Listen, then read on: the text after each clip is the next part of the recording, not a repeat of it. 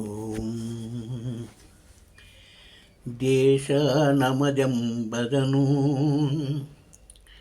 ನೀವೆಲ್ಲರೂ ಪ್ರೇಮೆಯಿಂದ ನೋಡಿರಿ. ದೇಶ ನಮದೆಂಬ ಭಾವನೆಯಿಂದ ನೀವೆಲ್ಲರೂ ಪ್ರೇಮದಿಂದ ನೋಡಿ ಆನಂದ ಪಡೆಯರಿ. ಒಬ್ಬನ ಕಾಲಿನಲ್ಲಿ ಮುಳ್ಳು ಚುಚ್ಚಿದರೆ ಅವನ ಬಾಡಿಯೆಲ್ಲ ನೋವಾಗುವುದಾಗೆ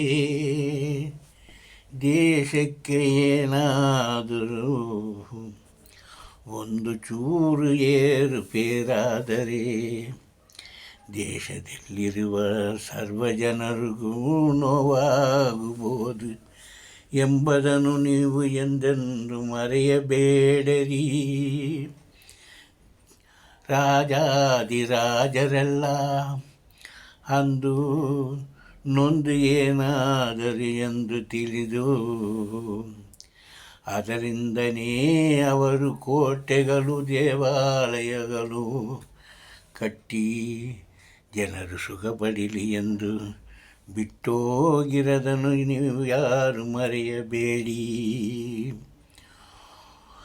ಅಂಥ ಕಾಲದಲ್ಲಿ ಜನಿಸಿರುವ ಮಹಾಪುರುಷರೇ ಕರ್ನಾಟಕದಲ್ಲಿ ಬಸವಣ್ಣರು, ತಮಿಳುನಾಡಿನಲ್ಲಿ ತಿರುವಲ್ಲುವನೆಂಬ ತಿರುಕುರಲನ್ನು ಬರೆದವನು, ಆಂಧ್ರದಲ್ಲಿ ಯಮನ್ನ ಎಂದ ಕವಿಯನು, ಯಮನ್ನ ಎಂದ ಕವಿಯನು ಎಂದೆಂದು ಜನರು ಮರೆಯಂಗಿಲ್ಲ.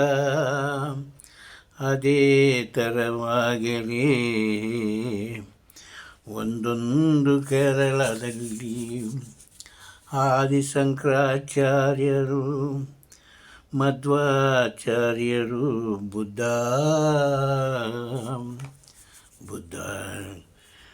ಮತ್ತು ವಿವೇಕಾನಂದ ಅಂತ ಮಹಾಪುರುಷರು ಹುಟ್ಟಿರುವ ನಮ್ಮ ಭಾರತ ದೇಶದಲ್ಲಿ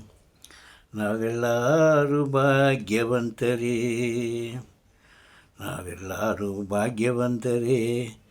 ಅದರಿಂದ ಧರ್ಮವನ್ನು ಉಳಿಸೋಣ, ಕರ್ಮದಿಂದ ಜಗಳ ಮಾಡುವುದನ್ನು ಬಿಟ್ಟು ಧರ್ಮ ರೀತಿಯಿಂದ ನಡೆಯೋಕ್ಕೆ ಪ್ರಯತ್ನ ಪಡೋಣ. ಓಂ ಶಾಂತಿ, ಓಂ ಶಾಂತಿ, ಓಂ ಶಾಂತಿ.